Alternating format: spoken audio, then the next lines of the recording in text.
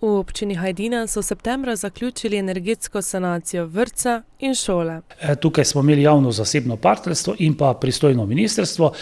Otvoritev oziroma zaključeno je bilo vse do 1. septembra, s tem, da smo zdaj v drugem delu pa še uredili stari del šole, in sicer mansardo, tako da smo zadevo posodobili v 2 specialni učilnici in pa knjižnico, sodobno dvigalo. S tem smo omogočili optimalne pogoje za delo naših učencev in pa tudi učiteljev oziroma tistih, ki delajo z njimi.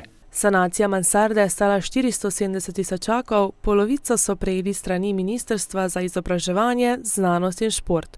Opaziti je, da je v občini čedalje več otrok. Moram reči, da v šoli imamo vse razrede v 2 oddelkih, nimamo problemov z kapacitetami, medtem ko je problem pri vrtcu, imamo 8 oddelkov, vendar smo že v letošnjem letu morali dodatno zagotavljati še en oddelek, v prihodnosti pa glede na to, da se bo močno povečalo stanovanjsko zadeva pri nas, bomo potrebovali vrtec širiti.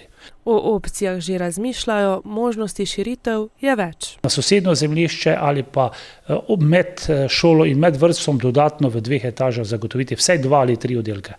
Dolgoročnejših načrtov je kar nekaj, eden glavnih pa je ureditev večnamenske dvorane. Glede na to, da ko smo zdaj spreminjali v preteklem letu prostorske akte, smo sprostili tudi in možnost dali za stanovanjsko gradnjo. Veliko mladih se je tukaj ustalilo in nekaj še se bo, zato ugotavljamo, da bo v vrtcu in pa v osnovni šoli problem prostorska problematika in bomo v bližini, neposredno v bližini osnovne šole zgradili večnamensko dvorano.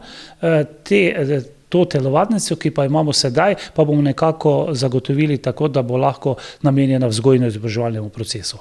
Kot smo pred dnevi poročali, bo v Hajdini kmalu zgrajenih več kot 50 stanovanjskih enot. Zato pričakujejo, da bo prirasta še več.